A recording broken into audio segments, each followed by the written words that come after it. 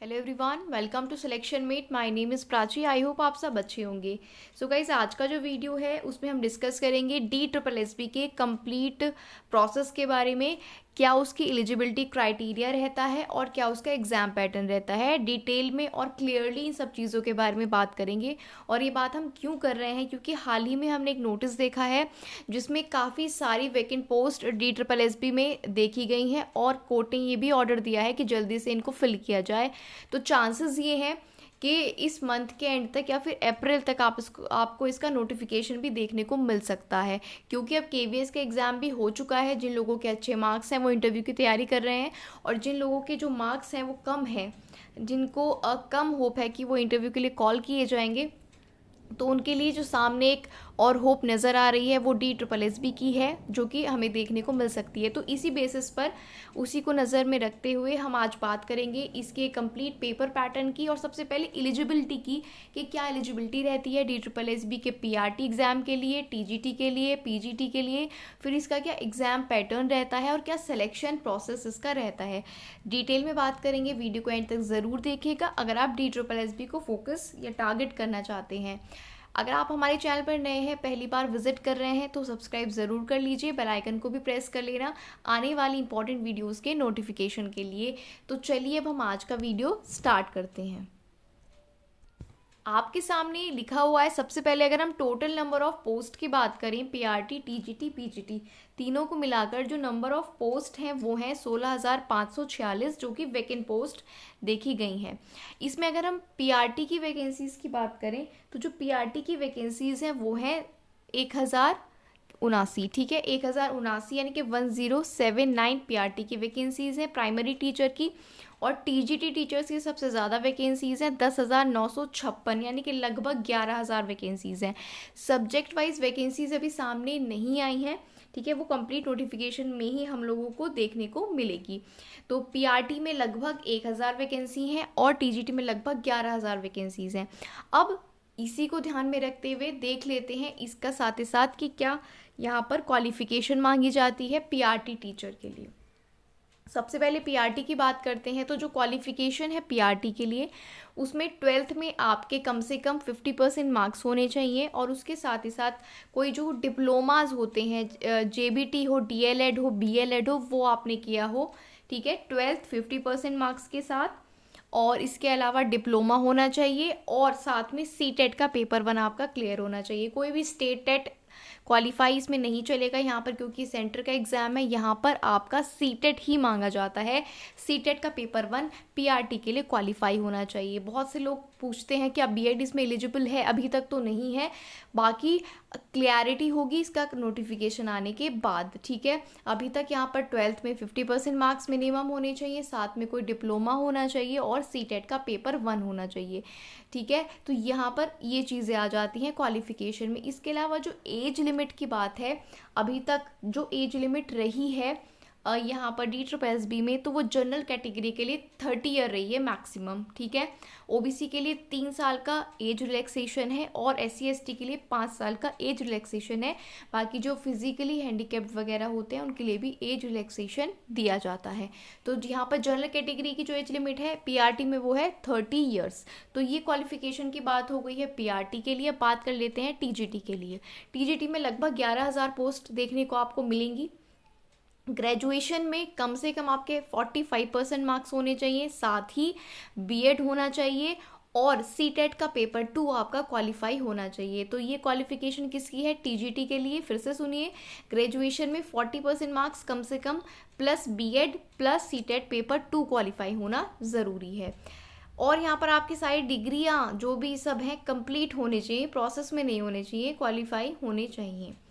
As की बात अगर मैं यहाँ पर आपसे करती हूँ, तो जो एज अभी तक जनरल कैटेगरी की रही है TGT के लिए वो रही है 32 ईयर्स। लेकिन अभी एक गजट में देखने को मिला है कि तीनों के लिए, PRT, TGT, PGT तीनों के लिए जो मैक्सिमम एज है वो 30 ईयर होने वाली है, 30 साल होने वाली है। लेकिन ये पास होगा या नहीं वो कंप्लीट नोटिफिकेशन में ही हमें पता चलेगा। अब तक जो एज लिमिट जनरल कैटेगरी के लिए रही है वो 32 साल रही है, लेकिन कहने और सुनने में आ रहा है कि ये 30 साल होने वाली है तीनों कैटेगरीज के लिए, यानी पीआरटी, टीजीटी, पीजीटी तीनों के लिए। जनरल के लिए 32 और ओबीसी के लिए वही 3 साल का एज रिलैक्सेशन और एससी एसटी के लिए 5 साल का, जो कि एज रिलैक्सेशन है वो तो ऐसे ही कंटिन्यू रहेगा, लेकिन जो जनरल कैटेगरी की एज लिमिट है वो देखने वाली बात है, क्या वो इतनी ही रखते हैं या फिर तीनों की 30-30-30 कर देते हैं। तो ये बात कर ली हमने टीजीटी की क्वालिफिकेशन की। इसके बाद बढ़ते हैं पीजीटी की ओर। पीजीटी में मतलब होता है post graduation graduate teacher. PGT की जो टोटल पोस्ट हैं वो है 638, जो कि वैकेंट है, यानी कि खाली है, लगभग 600 पोस्ट। मास्टर डिग्री इसके लिए आपके पास होना ज़रूरी है, ठीक है, जो भी आपका सब्जेक्ट है उसमें मास्टर डिग्री होनी चाहिए, साथ में बीएड या फिर कोई डिप्लोमा आपके पास हो। देखिए ये जो मैं पूरी डिटेल्स बता रही हूँ ये लास्ट नोटिफिकेशन के अकॉर्डिंग है, अब क्या क्या चेंजेस होंगे वो जब डिटेल नोटिफिकेशन आएगा तभी पता चलेगा, लेकिन ये एक मोटा मोटा आइडिया आपको मिल जाएगा कि आप एलिजिबल हैं या नहीं। तो अब तक क्या था, मास्टर डिग्री आपके पास होनी चाहिए थी, बीएड या फिर कोई उसके इक्विवेलेंट डिप्लोमा आपके पास होगा, या अगर बीएड नहीं था तो आपके थ्रू आउट 60% मार्क्स हों तो बीएड की ज़रूरत नहीं थी। लाइक 10th में, 12th में, ग्रेजुएशन में, पोस्ट ग्रेजुएशन में, सब में 60% मार्क्स हैं, यानी कि फर्स्ट डिवीजन है, तो आपको बीएड की ज़रूरत नहीं थी। या फिर आप पीएचडी होल्डर हैं तो भी आपको इन तीनों में से एक होना चाहिए था, तो बीएड या फिर थ्रू आउट 60% मार्क्स या फिर पीएचडी, ये क्वालिफिकेशन है। एज लिमिट अब तक जो थी जनरल कैटेगरी के लिए वो 36 ईयर थी पीजीटी में, DSSB की, जो कि अब सुनने में आ रहा है ये भी 30 ईयर्स हो जाएगी। वो कैसे पता चलेगा, नोटिफिकेशन में। अब तक कितनी थी, 36 साल थी। तो जो मोटे मोटे इंपॉर्टेंट पॉइंट्स हैं वो हमने क्वालिफिकेशन में आपको यहाँ बता दिए हैं। अब आप टीजीटी में पूछते रहते हैं कि सब्जेक्ट का कॉम्बिनेशन किस तरह से है, कि टीजीटी मैथ्स में क्या हमें क्वालिफिकेशन चाहिए, टीजीटी नेचुरल साइंस में क्या चाहिए, उसकी थोड़ी सी बात यहाँ पर हम कर लेते हैं।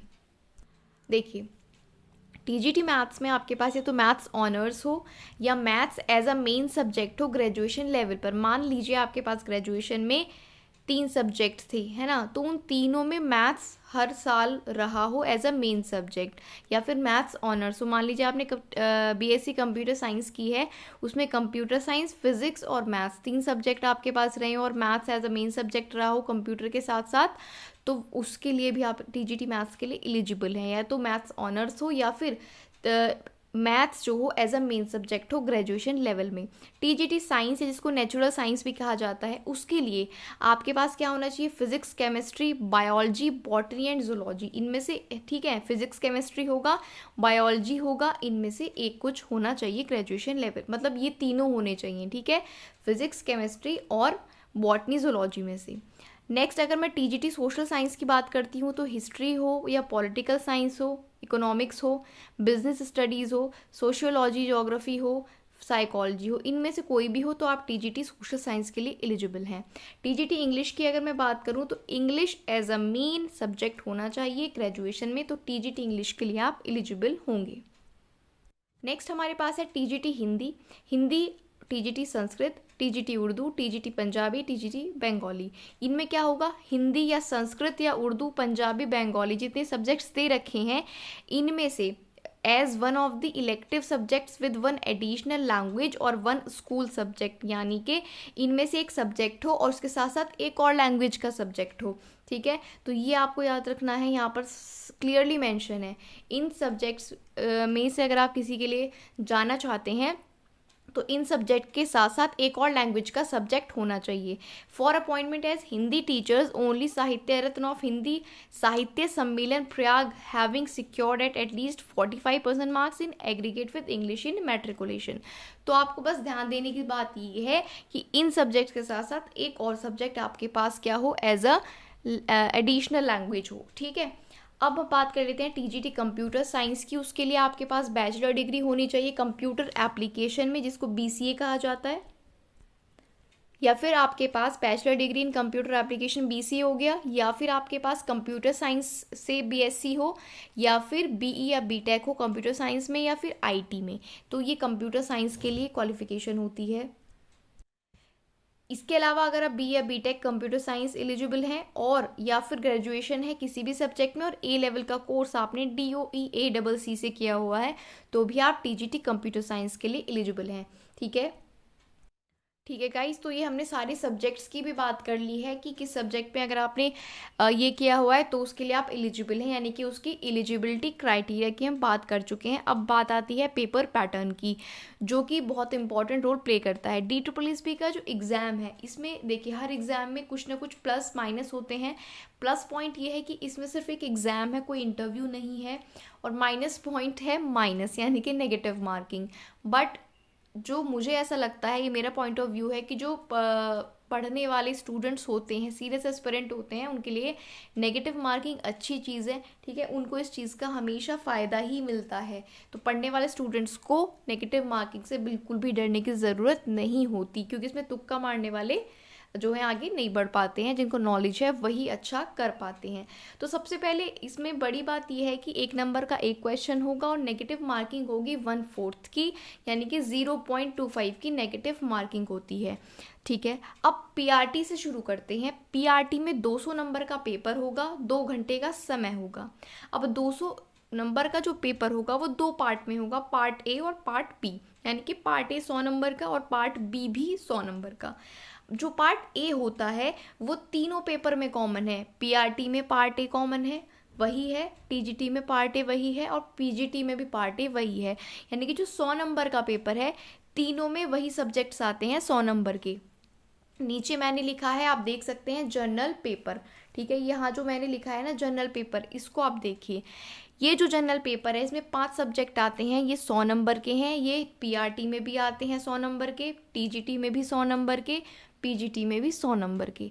General awareness 20 number, reasoning 20 number, maths 20, Hindi और इंग्लिश 20-20 नंबर। तो ये 20 पंजे 100 नंबर का जनरल पेपर इसको बोला जाता है। पार्ट ए के रूप में आता है तीनों में, PRT में भी, TGT में भी और PGT में भी।